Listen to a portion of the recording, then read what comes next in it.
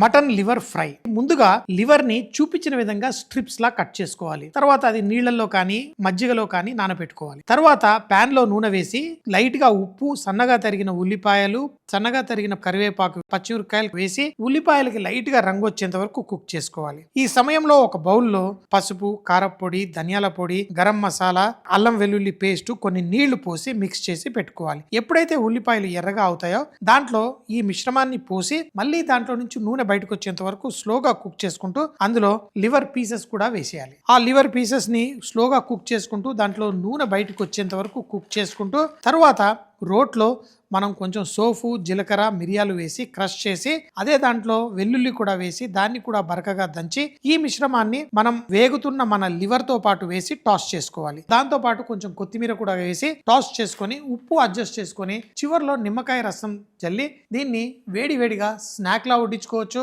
అలాగే రొట్టెలతో పాటు తినడానికి వడ్డించుకోవచ్చు. పులావులు, బిర్యానీలతో పాటు సైడ్ డిష్ గా కూడా వడ్డించుకోవచ్చు.